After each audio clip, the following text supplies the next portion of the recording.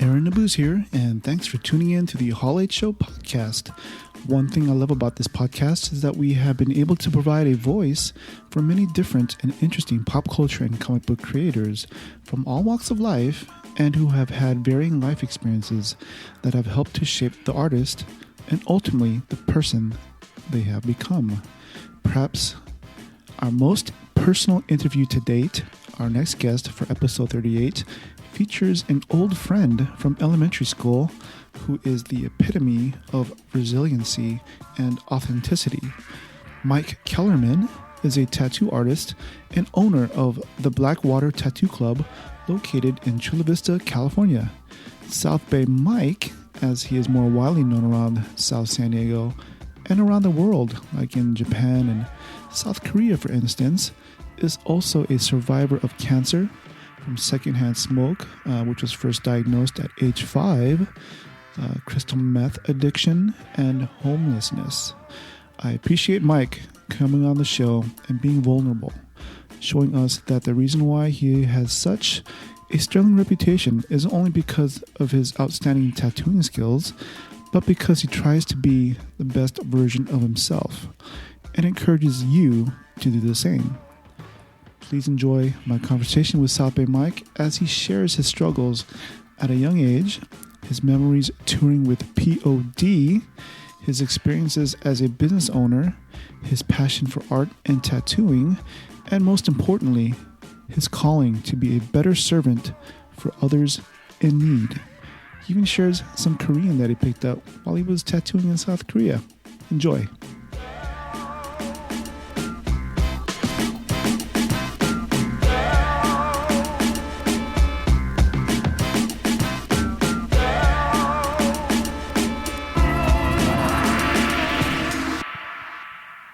Hey everybody, welcome to the Hall H Show. I'm your host, Aaron Nabuz, and on today's episode, we are talking to a badass tattoo artist, Mike Kellerman, otherwise known as Southbay Mike. We are at his tattoo shop, Blackwater Tattoo Parlor.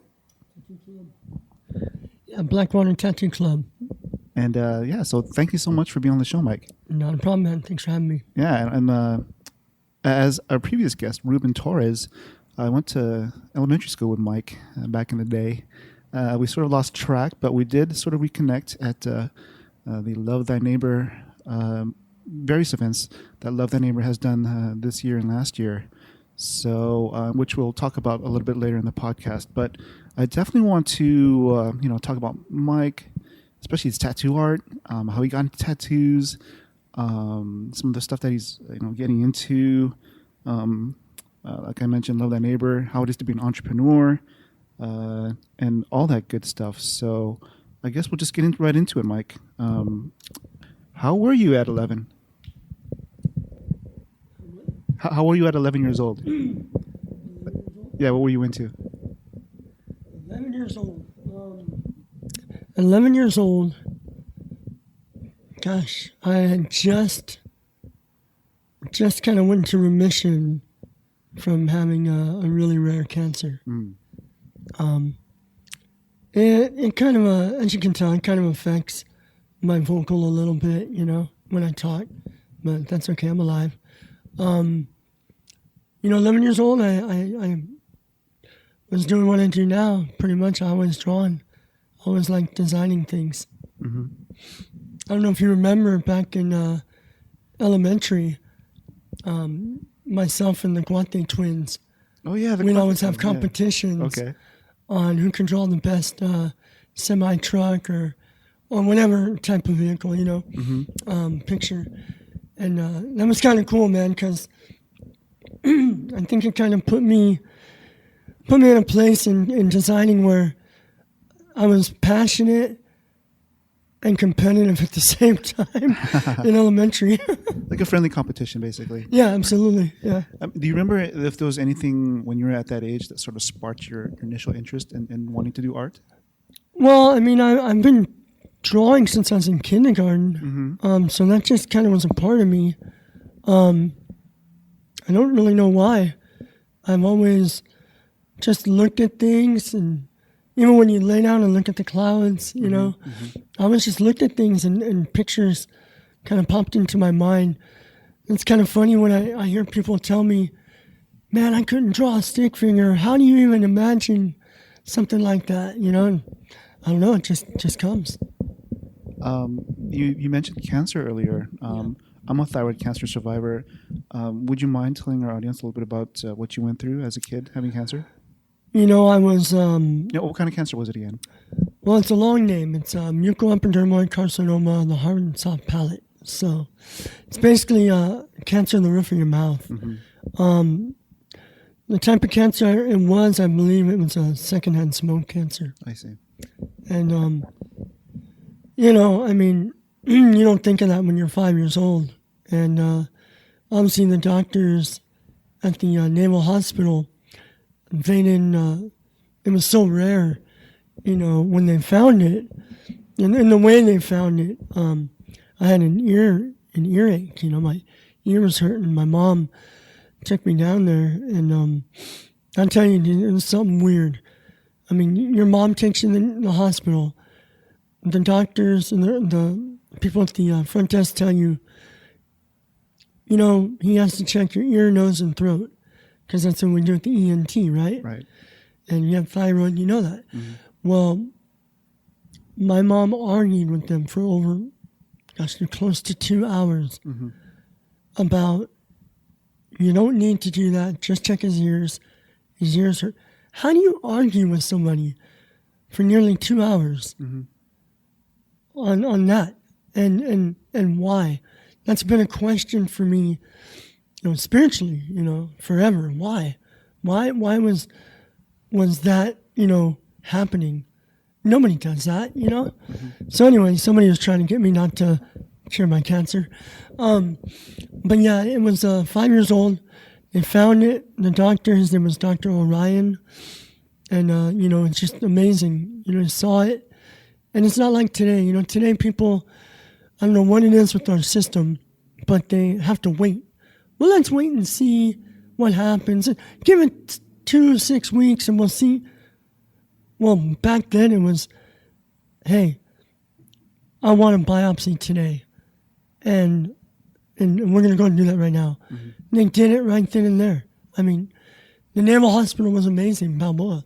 And, you know, they just found out it was malignant and, you know, just went right to work. And, it was a long 6 years. That was 6 years, but prior to the podcast, you're telling me that you still had some things up until 2 years ago, you said? Yeah, well, you know, it's just been recently discovered. I mean, radiation therapy back in the 80s and 70s was so new. It wasn't today.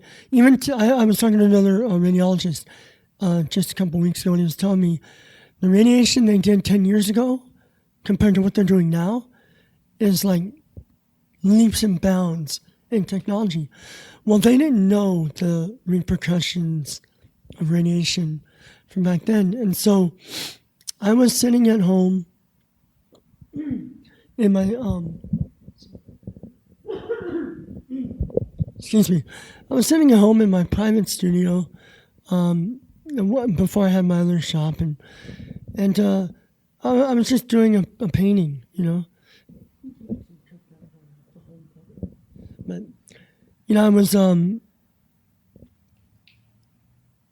doing a painting. There you go. I was doing a painting, and it was a real detailed Japanese painting, and my right eye went blind, and I freaked out. And you can imagine that. You know, I mean, artist all your life, this is your living as well now, and your eye goes freaking blind.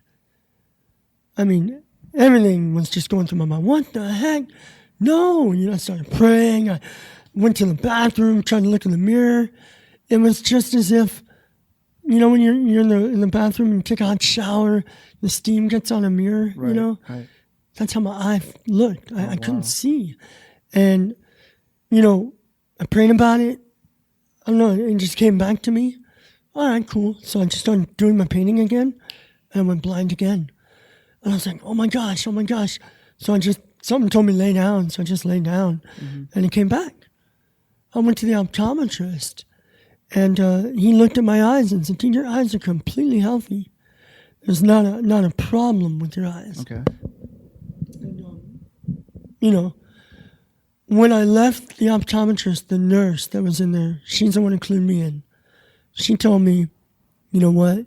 If this happens again, go to the emergency room. I was like, why? She goes, because there's things that are attached to that are attached to stroke. If you go blind in your eye again, it can be attached to stroke. Mm-hmm. Well, I found out I had 4 ischemic strokes in my eye. So they didn't reach my brain, thank God. Yeah. Wow. Now, shifting back to when you were a kid, obviously, I'm sure you were probably teased a lot when you were younger because of your condition. Yeah, it's different today because of the whole anti-bullying campaign, Yeah. But yeah, back then, kids were kids. And, when you're going to school in 4th grade and you've got numbers on your face with purple marks of where they have to do the radiation and you can't take it off because they need those things there to remain. I had a couple people, that said some stupid stuff. Mm-hmm. And I was so young that it just, I guess I didn't get the gravity of the situation.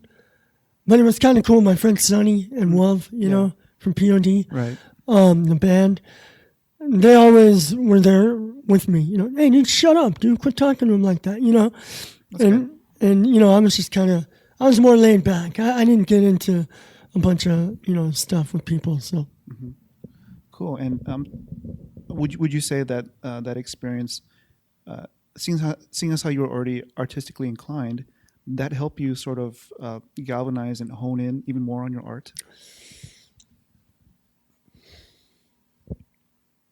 Thinking about it, it probably did. Yeah. Yeah, because I was different. And in that, you probably, I could say subconsciously, I don't know, probably want to get away a bit, and just art. Maybe art was my way of showing people that I was either worth something or if I hadn't gone through that, maybe I would have been a different person. Maybe I would have been stuck up. Maybe I would have been, thinking something else about myself, Mm-hmm. So I think it really humbled me, Yeah. Cool. And when did you first get attracted to doing tattoos? When I was a young kid, my uncle and my dad were both in the Navy, in the military. Mm-hmm. And we come from San Diego. It's a big Navy town. And my uncle had a really cool, a few of them, really old school, not the traditional you see today, because that's kind of a new school traditional that guys are doing.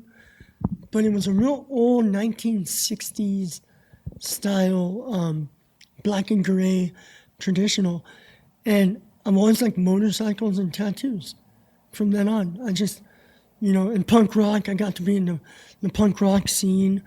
And that's kind of what got me into tattooing, was punk rock, I started really, when I separated from my friends, I got into some trouble. My mom, and then my family, they kind of put me in a behavioral center, where we troubled kids go. Yeah.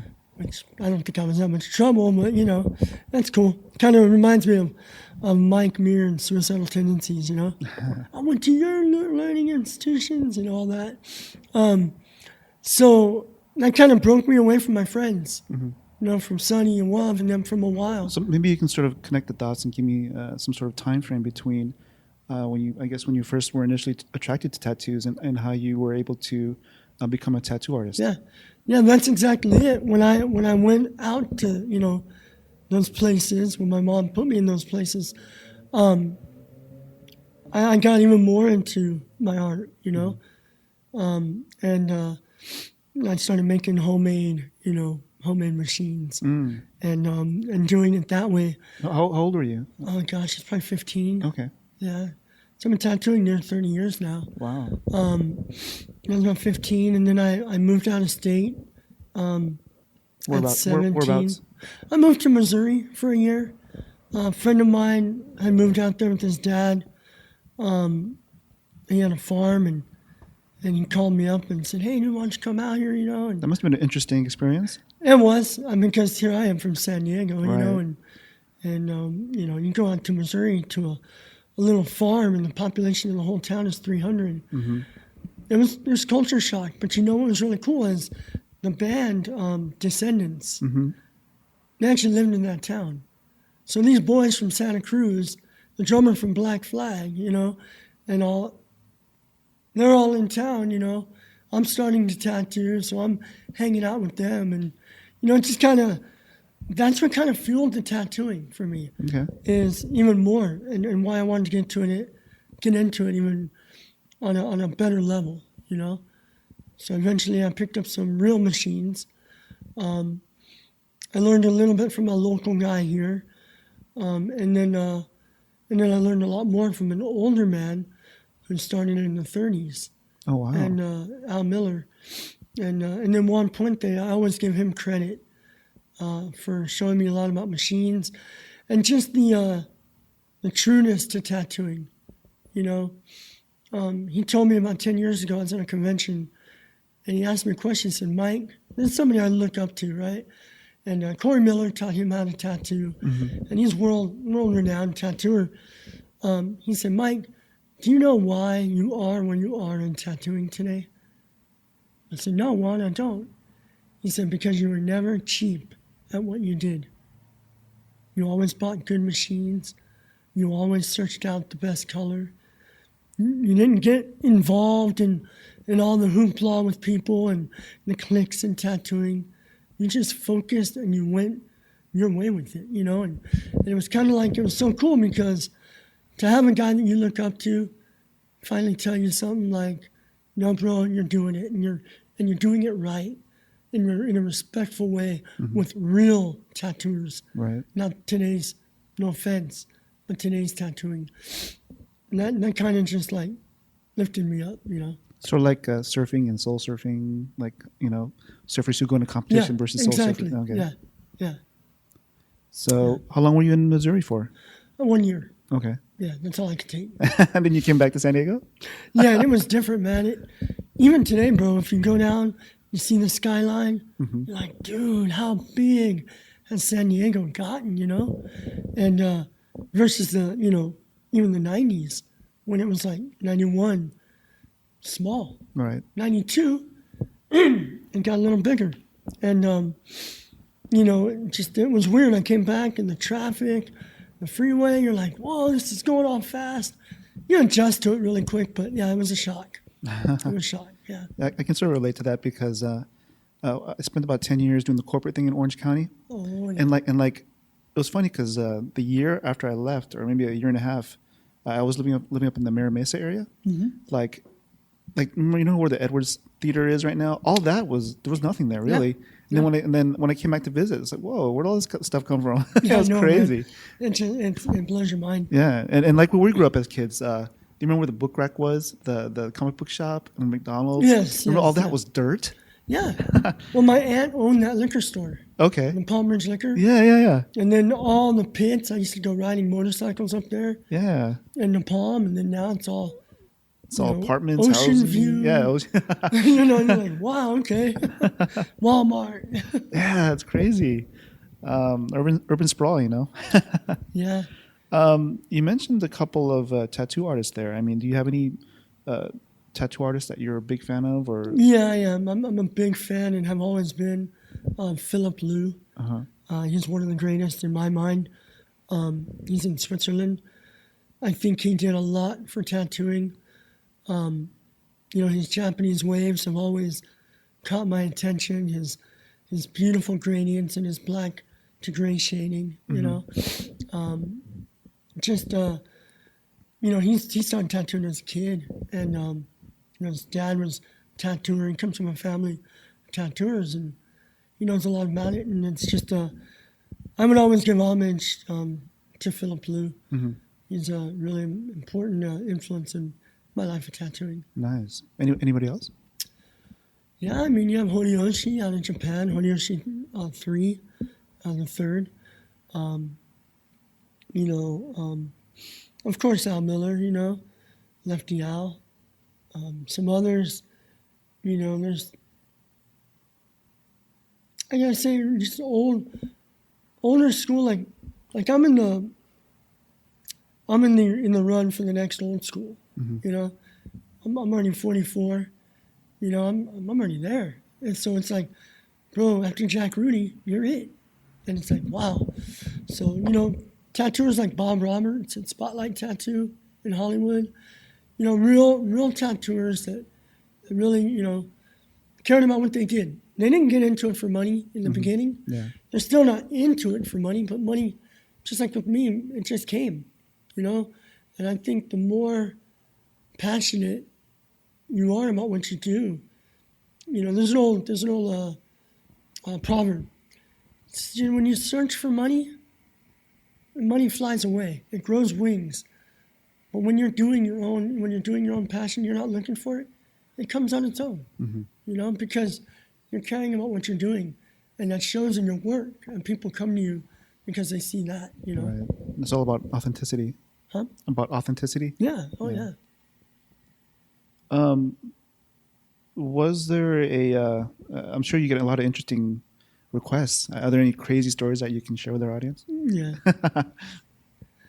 Are there any stories Sure. in tattooing? Uh-huh. Oh man. Gosh, I mean, to be truthful with it, my tattooing, it's because of who I am. I'm a spiritual person. Right. And I don't deny that, and I don't hide. And some people in this world today might look down on that, and some might look up at it. Mm-hmm. But I'm one that believes if you're not who you are, then you're fake. Okay. And so a lot of the stories that I have involve that. You become a counselor while you're tattooing, and even guys that aren't spiritual. Mm-hmm. It's the same thing. I talk to them. They're like, "Yeah, man, I hear stories all the time. And they're personal. It's like a counselor has that code of confidentiality. Got it. It's the same with me. I've heard things, bro, that you're just like, gosh, how can I help you in that? And now I'm not just a tattooer. Now I'm ministering to somebody. Now I'm just trying to help them in their needs, And then some of us become friends, and sometimes it's just that moment, But I don't believe for me that tattooing is just about tattooing. If I could say it in a broader sense, tattooing brings a lot of elements, Helping people when they're hurting. I mean, there's stories, bro, I hear of people I'm sitting with, and I'll get a sense inside just to speak to them about a certain topic. Next thing I know, that's what they're going through. It's really weird, But divorce or whatever, and the guy will start just telling me, like, bro, speaking about that, man, my wife the ink isn't even, dry on the paper. She wants a divorce right now. And you're just like, bro, let me talk to you about that. And like I said, you become a friend. You become somebody who consults with them and generally cares. It's not just about getting paid at the end of the tattoo, And it's not just about how wonderful the tattoo looks. It's no longer about me. It's no longer about my achievement or my accolade and, I did this beautiful piece. Now it's about this guy's soul, Mm-hmm. and how he's doing. Now, you mentioned helping people. Maybe this might be a good segue to talk about Love Thy Neighbor and how you've joined forces with Ruben to do something pretty phenomenal. Would you like to maybe share some of your thoughts on that? Yeah, sure. Ruben Torres as well as I do. We all grew up together since kindergarten, grew up in the same neighborhood. It was about a year and a half ago at the peace event that he was doing. Ruben's been doing Love Thy Neighbor now, toy drive, about 8 years. And, you know, for me to get involved in it, you know, there was only 2 other guys that were really in it. And one of them joined about a year before I did. And just for our audience, Love Thy Neighbor is an organization, and they help. It's a toy and clothing drive for kids in Tijuana who are suffering And San Diego. And San Diego, who are suffering from AIDS and HIV. Yeah, and we're actually doing a lot more than just the toy drive. Mm-hmm. So we're a year-round organization, nonprofit. The way I got involved was the peace event that we just threw. You know, I was seeing Ruben's video on Facebook, and it just hit me, you know, because again, you're right inside just speaking to me. You need to be a part of this. And more than just, oh, I'm going to help out here and there. You need to be part owner in this. Okay, you know. So I went down and helped out, and I, you know, did my part and talked to Ruben that night, and we talked for a while in my car in front of his house in South San Diego, mm-hmm. and ended up, you know, hey dude, yeah, I want you on board, he said. So now I'm vice president, Love Thy Neighbor. You know, I've got 3 titles actually. I'm trying to get rid of 2. You know, we only have 4 guys on the board. Mm-hmm. You know, and Ruben said something that was that stuck with me, and I really liked it. He said, "I'd rather have 4 quarters than 100 pennies." You know, and where he got that from, I don't know. It's pretty good, actually. Yeah, he said, I'd rather have 4 quarters, dude. Something that's worth something.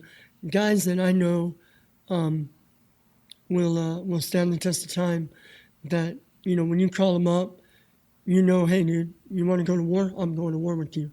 You know, you don't have to hope and wonder, will they get things done? Will, you know what I mean? Do they have the same passion I do? Right. I can depend on them. And so I'm one of those quarters, you know. Andy Gonzalez is one. Bo Harrows is one. And Ruben Torres is one. Mm-hmm. And what I like about it, too, is that we're a team. It's not, oh, I'm the head, and you guys are this. Or we're 4 guys that are equal. And, you know, this year with Love Thy Neighbor movement, we've got some more opportunities. I'm actually putting together a golf tournament. I like to play golf, you know. Nice. So I'm going to put together a celebrity golf tournament. We'll get all the details for that, and I'll keep you updated. Cool. It'll be in June sometime, I believe. Okay. We're going to partner with Athletes for Education, my friend Mariana, on that. She just did that big turkey giveaway at Walmart in Chula Vista Okay. with all the police officers. Chula Vista Police, she does that every year. She's amazing. So yeah, the golf tournament's going to be a fundraiser so that, you know, we can do the next toy drive. And, you know, I don't know if you know it, man, but when we do these toy drives, it's not easy. Getting the acts that we get coming in, the music acts, and paying for the sound and all that, you know. Who are some of the music acts that you've brought? Well, on? we've had, you know, Andy Vargas from Santana. Mm-hmm. You know, he's always down. He's a great friend. I met him 18 years ago. Oh, wow. Yeah, did his tattooing, you know, in London, you know, when I was on tour. Okay. And we've become great friends. So he's always, you know, hey, I'm in. And we're actually, you know, right now just kind of keeping it under wraps. But we're looking at collaborating with his organization as well, which is the Andy Vargas Foundation. Okay. And we're going to be helping some of the kids here in the San Isidro School District. Where is he from? Where's he from? Yeah. He's actually from Watsonville, California. Okay. You know, where they pick the strawberries and you know, you always see Driscoll's in the store. Watsonville. And he's actually comes from the Vargas Mariachi. Oh. Yeah, so his dad and all that. And so he's, yeah, I'm going to have him on sometime, you know. That'd be interesting, yeah. He did a podcast with Ruben. Cool. But he's amazing, dude. He's true, he's real. He's got a heart, you know.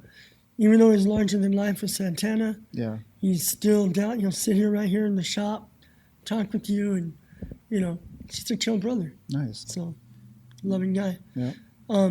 So yeah, with Love Thy Neighbor, we're going to be doing a lot of stuff this year. We're going to have a meeting and really just focus on a few things that we want to put a lot of energy into. Instead of getting too spread out, Yeah. The golf tournament, fundraiser, definitely want to get involved with the San Ysidro School District. Mm-hmm. We've been talking to the mayor of Chula Vista about doing stuff here. And, we just, the bottom line for Love Thy Neighbor is we want to help kids. We want to help older people too, men's homes, whatever. Whoever can, help us financially, whatever, we're always looking for it. But we don't take a penny. Honestly, like, especially right now, there's nobody gets a salary right now or anything. Mm-hmm. Maybe in time when it's, even though it's full time for Ruben now, and I tattoo and then do that as well. But, I make my own money tattooing. Ruben, he does his gigs filming and stuff when he can, but, he's put a lot of heart into it. No, definitely. Yeah, from our conversations, I can tell, his heart and soul is in Love Thy Neighbor, for sure. Yeah. You mentioned Andy Vargas. Like, what other music acts have? Okay, so we've had Andy Vargas, we've had POD, right. Of course. Boulevard de Escalera, they're from here. Some of Ruben's friends, guys he knows anyway. Mm-hmm. I Abide. We just had Rude, which is an up-and-coming band. It's Bobby from Tribal. Okay. It's his son, You see them at the event. They're good. Yeah. 15-year-old kids, Just, it's crazy. And we're going to have more. We're looking to get Papa Roach and stuff. But, it takes money, too. Definitely. And we're actually thinking about doing a big production concert like you would see with, a lineup like back in the day, Linkin Park, POD, Who Mistake, whatever. Like Lollapalooza or something like that? Yeah, we're actually thinking about doing it ourselves. Okay. To raise awareness and to raise money. Nice. Yeah. That'd be cool. Is there anything else that you want to add to Love Thy Neighbor? Rey Mysterio. Oh, yeah, that's right. Yeah, he's been a big factor, In fact, if you look behind you, you'll see that mask on my... We'll take some pictures and video. Oh, sure. cool, yeah. I'm doing a really cool painting for him. And it's going to be... it's the mask that he was demasked on when he was WCW Super Bowl, okay. Right? Back in the 90s. Well, I think I saw you post on social media. Yeah. So I'm going to do a really cool painting for him. It's a gift, We just went to his show at Sequan. Okay. And that was really cool. Rey Mysterio, Lucha Wonderland. That was really, really cool. So he's doing things, man. And he came out and did a signing with us. And he's going to be at the golf tournament. Okay. So he's going to be golfing too? Yeah. In a mask? He actually plays, yeah. He went to school with us too, Yeah, Montgomery. And he's just, he's a great guy. Mm-hmm. He hasn't lost his humility. And those are the only kind of people I hang out with, Right. So that's awesome. We do have a thunder round that's usually part of our Hall H show podcast. You want to go through some of the questions? Sure. It's like off the beaten path set of questions. If we give you $1 million and you had to spend it all in one day, what would you do with it? If I had $1 million and I'd spend it all in one day,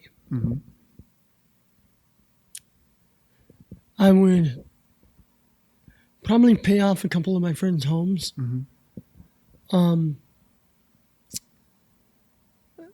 Yeah, I'm in their family a lot, so, I paid off my mother-in-law's home already, so I'd probably get them a bigger house and sell theirs, But get them a big house.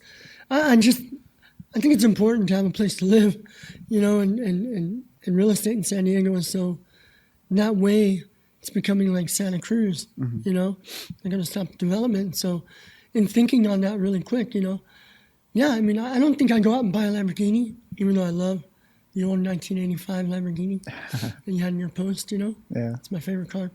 Oh, yeah, from prom. Yeah. Countach LP5000S. Yeah. Cannonball Run.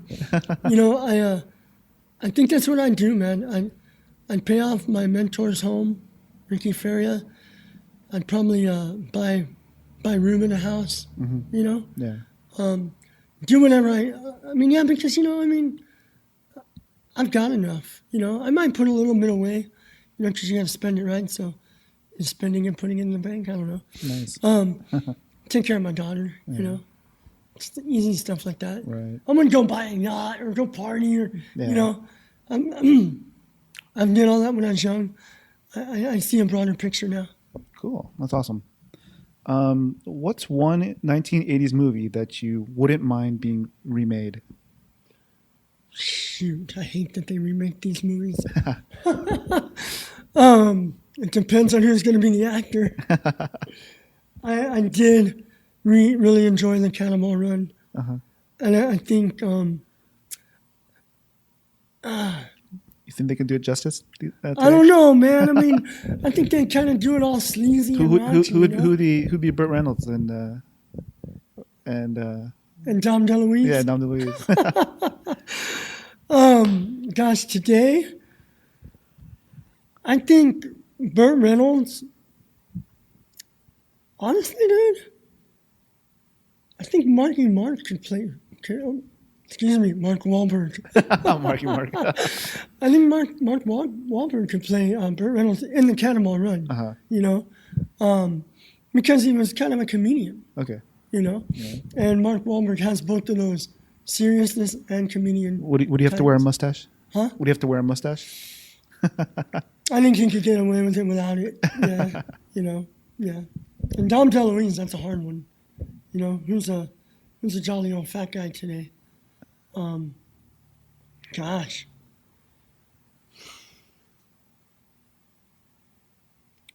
I don't know, for some reason I saw a Jumanji trailer, so like Jack Black is like in my head right now.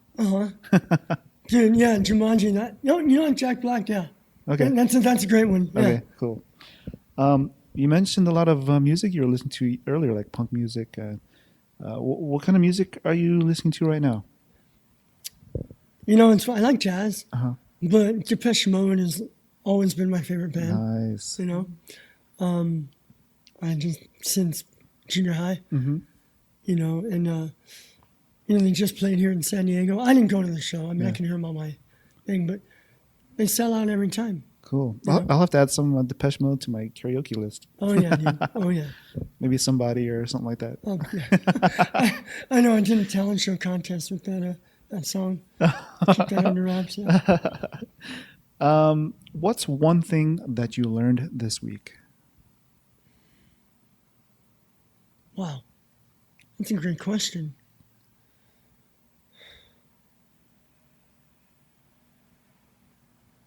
You know, I learn it every week, but love my daughter more. Yeah. Yeah. Love my daughter more. You know, just try to be a great dad, and because it's not always easy, you know. And for the dads out there, you know what I'm talking about. Some dads are amazing to their children, and dads that are, you know, entrepreneurs or have a business are very busy. You know, we homeschool my daughter, so, you know, it's just sometimes, you know, when your daughter has different quirks, you're like, no, be serious about this. Or I learned to let go and let her be who she is, you know? Yeah. That's awesome. If you were president of the United States, what kind of artwork would you hang up in the Oval Office? Picture of Donald Trump. No, just kidding. No, I said that because it'd get a lot of flack. What kind of artwork? You know, honestly, President of the United States, I think it would be more of our founding fathers. Okay. Yeah. I think that's the core and the crux of America. You know, whatever we're into now or where we're heading, if it wasn't for them, man, I mean, honestly, America wouldn't be what it is. Okay. So. Would you do your own versions of the Founding Fathers? Like, I like the real vintage versions. Yeah. Like the neoclassical type. There's just such depth in their paintings, you know. When I went to Israel, I saw some paintings from Michelangelo even, and Da Vinci. Okay. On columns, on pillars, on stone. Amazing. I mean, you can't recreate that stuff. and just true fine artists, and seeing that, you know, and when you see pictures of George Washington and you know, even the Declaration of Independence, you know, you see all the guys around the table and signing, and the way that that painting just looks, it's just such nostalgia. It's such realness and heart and depth. You know, I wouldn't change it. Yeah. No. Cool. If you could have a meal with anyone dead or alive, who would it be with? Where would you eat, and what would you talk about? If I could have a meal with anyone? Yeah. Well, the obvious would be Jesus Christ. But, you know, I'm going to, for fun's sake, I'll go to another one. If I could have a meal with anyone dead or alive, who would it be with? I think it would be, gosh, there's so many influential people out there, right? Mm-hmm.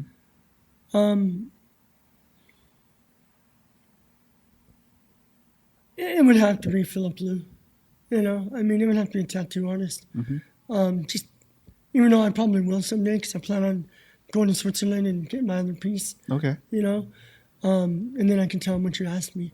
But yeah, I think so, man. You know, just hang out, chill, talk, learn a little bit more about him and his upbringing. You know. Is there a place that you'd want to take him to eat? If he was here in San Diego, yeah, Renegado. Renegado? Yeah. Oh, the Brazilian place. Yeah. Okay. Yeah. Cool. You know a Korean owns that, right? I did not know that. Yeah, his name's Steve. Awesome dude. Cool. We're good friends. Awesome. I haven't been to Renegado in such a long time. We'll have to go. All right, let's do it. You spoke about the tattoo that you have on your leg that you can probably get done in Switzerland, I guess, finished. But if you were to, this is my last question for the turnaround. If you were to tattoo yourself, what kind of tattoo would you do? Oh, you have? Okay. I think that was possible. Yeah, I have. It's funny, man. Like when I was young, I would be at the house, you know, with Will and Sonny. We all lived together. Yeah. And they'd be out at the club or whatever. Then come home and be 4 a.m. and they'd be seeing me tattooing myself. Get a big cross on my chest. And then when POD, when they really, you know, made it pretty large, we were doing Letterman, all that. We're in the hotel, and I did POD on my wrist. Whoa. And Wolf, the drummer, he came over and was like, dude, let me just do a dot. Let me do a dot on you. I let him do a dot. I had to fix it. But, you know, I let him do a dot. But yeah, I mean, I've tattooed myself. But I guess maybe if you were like, if you had like a duplicate of yourself, maybe. Oh yeah, bro. That way you can sort of. Do you know how much I wish I could take my leg off and freaking tattoo it and put it back on? Yeah. I mean, yeah, I do all Japanese on me. Okay. You know. Yeah, I mean, I like to get tattooed by myself. I like my work. I'm not trying to brag. Yeah. But I mean, but there's so much more that you could probably do. Yeah, dude. I mean, yeah, I could. I don't know if I'd ever finish because I'd be so freaking. It's got to be perfect, you know. Yeah, that's what it'd be cool Japanese work. Cool. And as an entrepreneur, I sort of want to delve into how it is to be not only an artist but a businessman. Some of your, you know, your struggles and successes. Are there anything that you can share concerning those? You know, I could tell you this. Recently, I had a guy come in here a few days ago after what happened next, you know, at the shop about a couple doors down. No, what happened? Oh, you hear about the murder? Oh, I did not. Yeah, Sorry. a guy got murdered at a shop a couple doors down from me. Okay. Another tattoo shop. In fact, it was the first building that I was in '96. Oh my gosh. First shop. Wow. Yeah, so just a couple, last Sunday, it happened. A guy came in and he was talking to me, and he owns one of the shops around, and he just told me, he's all, Mike, he said, I've been watching you for a long time. You know, I kind of raised my eyebrow. He said, you're underground. You're a phenomenal tattoo artist. You know, he goes, you're badass. And I was like, okay, all right, whatever, dude, whatever. He goes, nah, but you always stay in your lane. Like, you don't get out there and, you know, and to segue from that to this story, I was on tour with POD, and we were in Singapore. And this is before all tattoo TV was coming out, you know. TLC, the Learning Channel, approached the manager for POD and asked him, if I'd like to do a tattoo TV show. Because I was tattooing all these bands and musicians and famous people, whatever. And he came up to me and he asked me, so, dude, would you like to do this? And I said, no, I'm not interested. Why? You'll make money. I said, I already make money. You'll be famous. I don't care to be famous in that way. I knew that all they really cared about was drama and ratings, as you can see. And I'm true to tattooing. As a businessman, it's my business, yeah.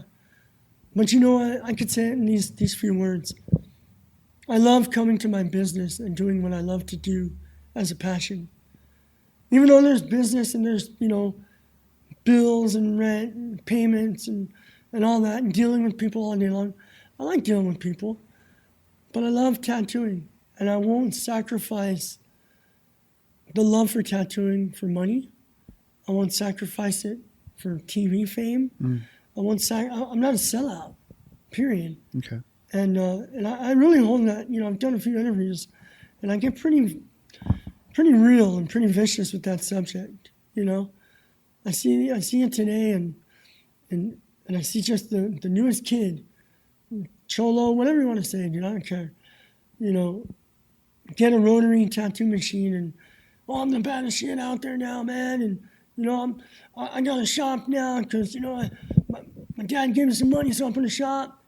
Bro, go freaking learn. Go pay your dues. Go be under someone that can really show you something. Because to me, bro, all it's doing, Aaron, is it's ruining, in my opinion. And you're going to hear it from a lot of old school, right? Yeah. It's ruining our art form. I don't know, maybe it's making this more of a jewel and polishing the old school more. But at the same time, with the younger crowd, they don't know. There's only a few. I've found a few that come into the business. Because you're talking about ups and downs, right? I mean, the ups and downs, the ups to me are when somebody comes in that's young and goes, man, I want a real tattoo and that's why I came here. Whoa, okay. You're a millennial and you want a real tattoo. That's why you came here. Why? Because your dad told you and taught you different. He said, son, pay the money, go to the right place, get something good. Get something from somebody that really knows what they're doing. And I tell everybody all the time, look at the portfolio. Yeah. Look at the work before you put it on you. I don't know if I answered that correctly, but that's cool. How I feel. No, yeah, that's awesome. I guess that sort of leads to, my follow-up question was going to be, what sort of advice would you give to an up-and-coming, tattoo artist? And so I guess that sort of answers it. Pay your dues, homie.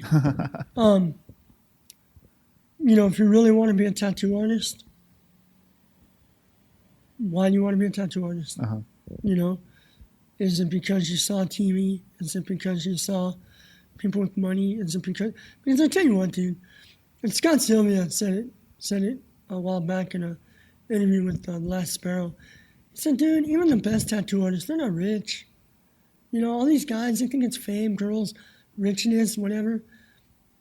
That's not it. I go, dude, Bob Roberts, he did well. He has paintings. He sells paintings.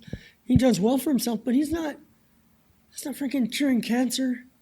He's not playing for the freaking Philadelphia Eagles. You know what I mean? Yeah. We're freaking tattoo artists, man. One day we're tattooing, even the best, bro. Even the best tattoo artists have a day when they're not doing anything, And I don't want to take the glam and the glitz away from it, but to the advice of a young coming up, you better be willing to sit at the shop with no one coming in for maybe even 3 weeks. Because there are many times where they'll come in every day for 4 months, when you'll be so busy, you'll just be like,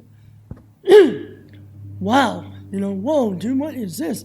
But then there's going to be those days, man, where if you're a true tattoo artist, you got to suck it up and go draw and start painting and keep yourself busy with, you may not be using the needle and ink, but you'll be drawing and that'll hone your skills for that. Right. So the advice is, perseverance, man. Now, you do a lot of traveling. I do. how did you come about that? I mean, just by necessity, or how did you? A lot of traveling came from going on the road with Sonny and Will, with POD. Payable on death. That broadened my traveling experience tattooing. Yeah. I met a lot of people on the road,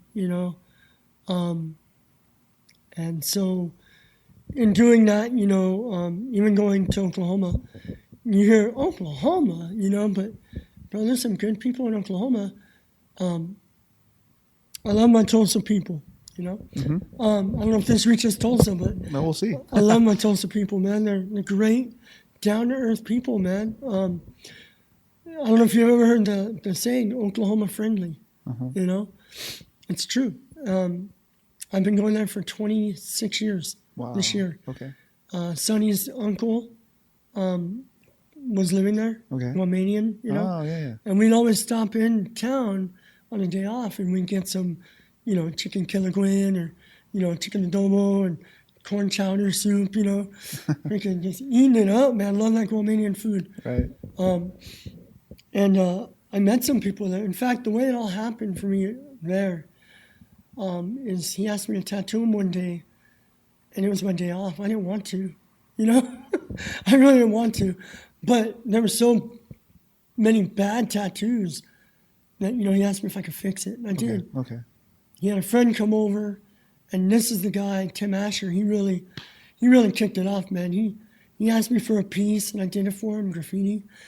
And he just went everywhere and told everybody, dude, my boy Southbay Mike, He hit me up for 2 years straight. Bro, you got to come to Tulsa. And I was, no, I'm not going to Tulsa. I'm from San Diego, homie. West Coast, bro. I don't need to go to Tulsa. Right. I'd always tell him, what am I going to do, tattoo a cow? And he's like, no, bro, I've got people in line. They want good work, And back then, I wasn't even good. I wasn't what I am today. Yeah. And I get better every 6 months, but I didn't even know what I was doing back then. And 2 years of him bugging me, I finally went. And now I have just a myriad of people out there, from law enforcement to business owners, that come and wait a year, 6 months, for me to come out and tattoo them. So if you can describe your typical yearly schedule, like where would you go, what time of year? Well, I just got back from Korea not too long ago. Oh, wow. And I plan on going back, Nice. It was really awesome. Zoomyism, check him out on Instagram, Okay. at Zoomyism. His name is Urigu Lee. Yeah, right. Awesome artist. Anyway. South Korea, right? So, yeah. Yeah. Me and, speaking of, I don't know, I'm going to show Aaron my shirt. Yeah, man. Right here. Rocket Man. Oh, Rock. He sort of has like a Obey type illustration of Rocket Man, Kim Jong-il. Some star sunglasses, dude. Yeah. He, I love this shirt. Yeah, South Korea, the people in Korea are awesome, You think they're rude? They're not, they're shy. Like you go down the street and you're like, hey, how you doing? They don't talk to you, you're like, what a jerk. Oh, you think they're, the rudeness being that they're ignoring you, but they're just reserved. They're just shy. Okay. Yeah, I mean, they're wonderful people, man, And I learned a little bit of Korean before I went over there, you want to spit some Korean now? Huh? Want to spit some Korean? Yeah. Choi 이름은 한국어, let me get it one more time here.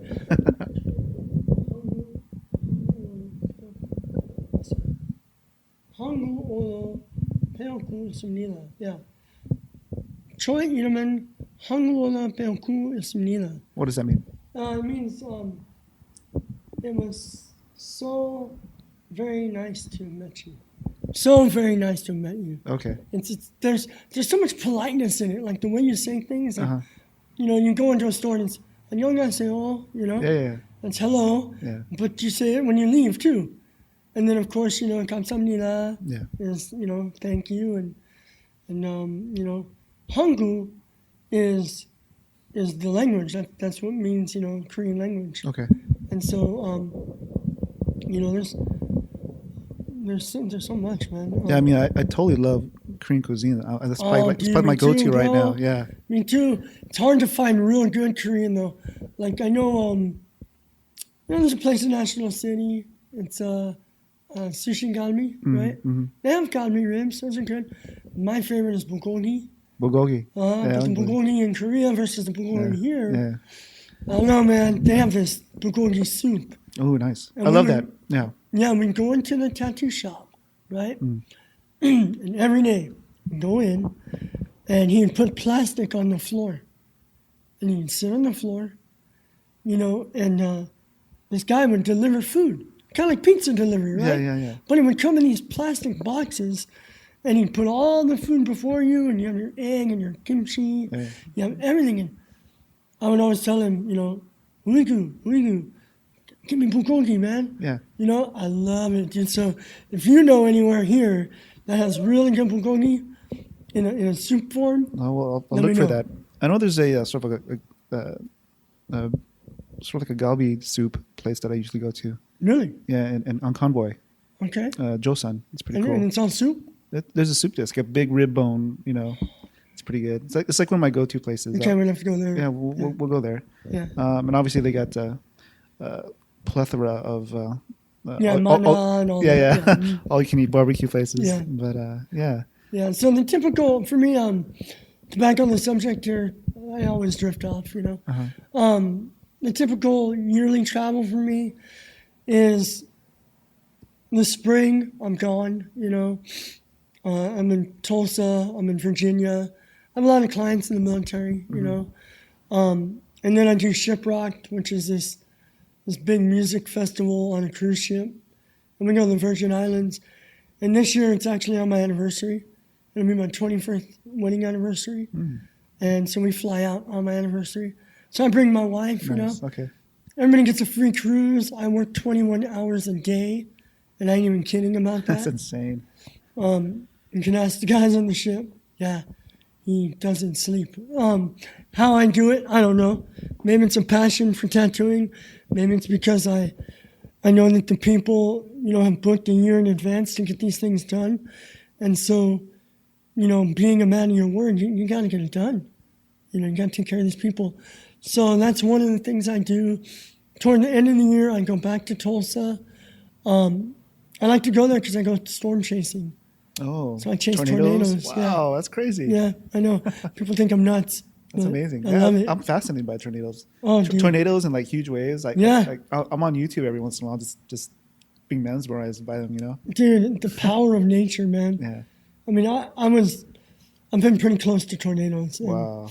Yeah, it can get hairy. Well, like F4 level or? Yeah, F3. Oh, yeah, I seen an F4. Oh, and we chased it. It was. You can get jacked up, man. I bet. I tell you. But it's good times. So, yeah, that. And then I really want to go back to Korea. Right now, things are a little, on the sketchy end with North, and you never know if a missile's going to fly over or 2 or 4 or 4,000. So, I keep all my good Korean buddies and good graces and prayers over that. But I do want to go back, so traveling, probably going to go to Switzerland. Yeah. To finish up your piece? Yep. Yeah. Yep. Want to get my leg done by Philip Liu. And supposed to go to Kansas City for Kansas City convention. My friend Gil owns Master Tattoo. It's where one of my teachers came from. Okay.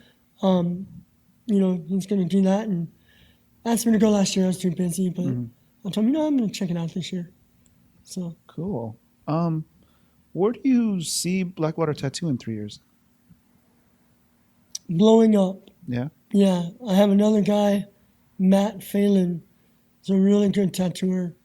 And he's going to actually become my partner. Okay. I just, as you can see, my shop is different.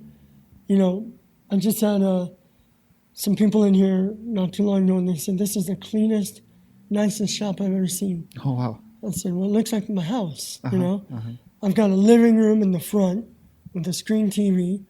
I invite friends and clients to watch the MMA. Oh, yeah. I'll have to come down sometime. I've got black, epoxy floors, a full-size refrigerator. I got my office and then other area for tattooing. So I really, I think with the media, I haven't been on media much. And if you look at my Instagram or my Facebook, all you'll see is pictures of my work. You won't see my daily life. But I think, and I've been doing a lot of painting lately. I think what's going to happen with Blackwater is it's definitely the premier shop in Chula Vista in the South Bay. Not trying to discredit anyone else, but I started the tattoo thing in Chula Vista. I was the first shop, first legal shop. I had to go to the police department and open up. So all you guys out there that got shops in Chula Vista, you have them because of me, brother. So respect's due. So anyway, I think so because, I've had a lot of people come in here. My ratings on Google, 5-star. My ratings on Facebook, 5-star. I try to give everybody, just an excellent tattoo, solid lines, beautiful shading, beautiful color. And it's more than that. I give them an experience, I even make people, coffee frappuccinos and hot coffee. And, I got a coffee bar here. And, I want people to have a great experience in their tattoo experience.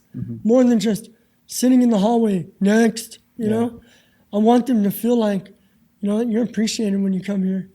And so I think that's what's going to boost Blackwater. Awesome. Yeah, I can sort of relate. I'm a graphic designer by trade. Good, we need to talk. Yeah, I'm not an illustrator or anything like that. No. But for me, what makes me, I guess, stand out from other designers is that I'm all about the total experience, about the user experience. Like, I guess a good example would be, I was at a restaurant the other day. You know how like even just the bread that comes out and the butter that comes out, if it's not room temperature butter, it's hard to spread. So just little details like that is what I sort of bring to the table. So, when it comes to dealing with clients or dealing with executives or dealing with vendors, I can sort of, thread the needle and be that piece that sort of connects the dots. Yeah. It's not just about the design and the art. You can have awesome art, but if you have a bad experience, with certain elements of the process, that client's going to remember that, no matter how good your art is. Yep. So it's funny you say that. And not to cut you off, but it's funny you say that. I had a billionaire tell me one time, and he came to me and his friend, he told me, he said, "Hey, Mike," he said, "we're just having a casual conversation about tattooing and everything." He said, "People don't come to you because of your tattoos." And I was like, "Whoa, what? Hey, what are you saying, bro?" And he's like, "No, I don't mean it like your artwork." He said, "Everybody's art is different. I get it." He's all, "But people can get a tattoo anywhere." He said, "People come to you and they come back to you because they like you and they trust you." Exactly. And that's always stuck with me, And it goes to exactly what you're saying. They like you, they trust you. It's a user experience, That cold butter on bread irritates me. Yeah, exactly. And so you hit a nerve because I always take the butter that's in the foil, and if they have a candle at the table, or I'll ask for hot water, I'll just drop it in the hot water. I'm like, do you not know that this is hard to spread? Yeah. You want to help people. You don't just want to put cold butter on the counter. Right. To get your product out. I asked you where you saw Blackwater in 3 years. Yeah. Where do you see yourself in 3 years? As either creative or... God, with all the accidents and everything in my life. Yeah. As a person, As a person, I hope to see myself more of a servant.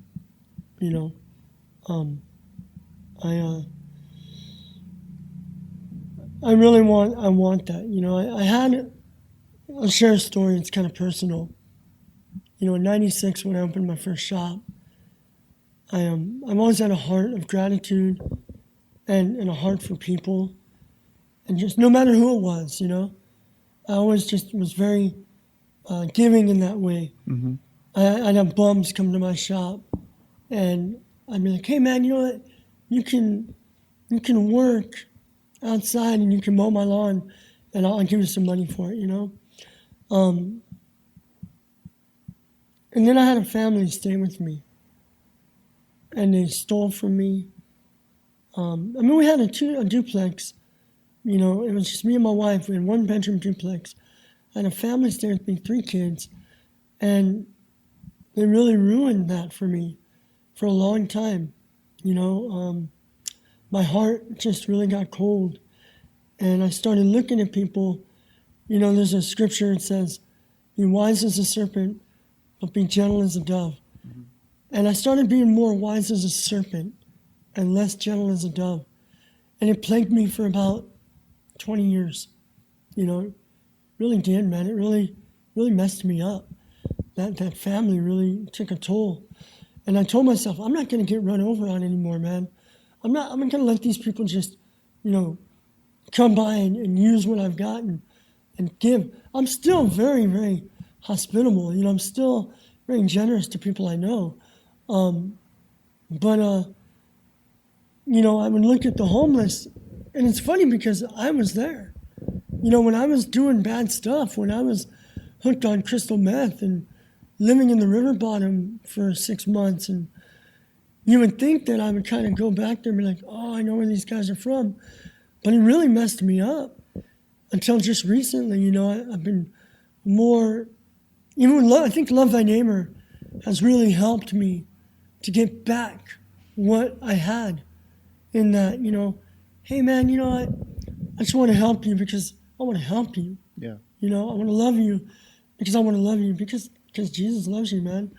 And, you know, I think in 3 years, yeah. I mean, I'm already, you know, right now I'm in training to become a pastor, you know. So, I mean, even with that, dude, it's like, you can't be that if you don't love. You can't, you know, I want to be more serving. Yeah, that's what I want to be. I want to be that guy that when people come up to me, they don't pat me on the back for that or give me an attaboy, you know, because I took their trash out, but they truly see the servant's heart. That's what I want. That's incredible. Before we go on, we have, before we close out the show, there's a new segment of our podcast called Superhero Shoutouts. So is there anybody that you sort of want to give props to? I know you mentioned a few names earlier. Yeah, I mean, yeah, absolutely. You know, I always give props to Juan Puente when it comes to tattooing, you know. That guy was really brutally honest with me when I was young and honest with my portfolio, you know. I mean, he tore it apart. And I was sitting in his house when he did it, and he didn't do it because he was a jerk, you know, and it was a defining moment in my life. And I listened to him, and I got better because of it. So I definitely give props to Juan Puente, you know. I give props to Ricky Feria for being my mentor, you know, for making me the man who I am now. And he's one of my pastors, but he's also my mentor. He grew up in Southbay. Okay. You know, went to Castle Park. You know, as a Montgomery guy, you're like, right? But he very influential in my life, you know. And I give props to my friends, you know, Sonny. You know, Sonny. Sonny's a big influence in my life, kind of on a level, you know, like not up here or, you know, just kind of straight across, you know. I kind of view us as the same in mind, you know what I mean? Sonny's very giving, very servant-like, you know. Sonny, as you know, is very easily, people see Sonny and say, that guy's got a heart. And I love that. And I love that people can say that about my friend, you know what I mean? And Wav, you know, Wav has a heart. I love Wav. You know, I think as far as props go, I don't give too many people props. You know, I mean, you can throw a whole basket of people. Oh, yeah, thank God for this guy. No, I think for me, it's very deep, you know. Sort of like the 4 quarters and the pennies thing. Yeah, exactly. You know, that means something to me. You know, I'm very much like that. I may know a lot of people. I mean, thousands of people I've come across and talked to, but man, I've got a handful of friends, you know, and a very small handful of tattooing friends. Right. So, Gil Taimana, you know, I give Gil Taimana props for being true, for being real. Cool. Yeah. Before we talk about how people can reach you on social media, is there anything that we missed that you'd like our audience to know about? You know, I don't think so. You know, I think I've said enough. We can definitely do another interview at a later time. Yeah. When I grow, right? Here we are in 3 years. So you're serving? Well, you know, I'm trying. No, I don't think we missed much at all, man. Cool. Where can people find you online? Well, you can find me at of course, my Facebook, Southbay Mike. That's all you have to look up. You know, there's not another real Southbay Mike out there, so you look that up. You can also look up my Instagram at SBM Southbay Mike, right? SBM Tattoos. And you'll see all my pictures there. You know, just if you like what you see, you know, give me a like. You know, can follow me. I'm one of those guys that I'll follow you right back. You know, as long as you're not doing too many things on there that are gonna, you know, my daughter's gonna see or something. You know what I mean? Right. Like, you know, I'm not one of the. You see a lot of guys that, you know, they get followed and they just I'm following myself. But they're not following back a whole lot of people, you know? Yeah. I'm not like that, man. I'm like, you know, you follow me, dude. If you want to follow me, then that means that my stuff's important to you. Mm-hmm. So you're important to me, you know? So I'm going to follow you back, you know? And that's important. I think that's cool. That's important on social media to do that. I think so. Yeah. Yeah, the jerk that doesn't click follow back, you know, what's up with him? Yeah. You know what I do when that happens? I just delete him. All right, I'm done with you then. You want to follow me? After I followed you, okay, screw you, dude. It's that easy, bro. That's that laid back San Diego mentality. So that's where you can find me. Shiprock Cruise, you know, you'll see a bunch of about me on there. Tattoos.com, done some interviews there. They're really good people. You know, but yeah, the main things are those two. You know, Facebook. I don't really have much Twitter.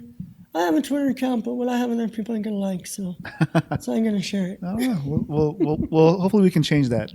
Yeah. Well, Mike, I want to thank you for taking time, you know, out of your busy schedule to do this podcast interview with me.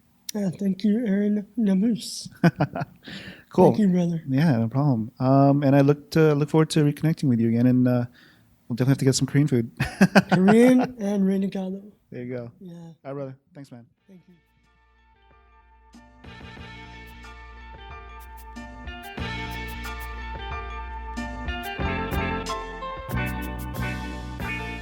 Thank you for listening to the Hall H Show podcast.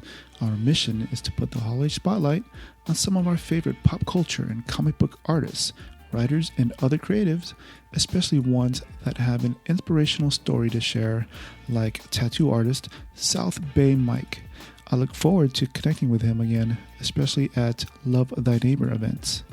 You can find this podcast on iTunes, Google Play, Stitcher, TuneIn, Spotify, and our website, hallh.com. If you believe in our mission to be the voice of independent creators, we would appreciate a rating and a comment on iTunes. And please spread the word on social media using the hashtag HallHShow. Peace, cheers, and please make it a point to visit Artist Alley and Small Press at all the conventions you plan on going to this year. Also, make sure to check out unique and interesting vendors like our good friends at Hero Within. We love their awesome nerdy apparel.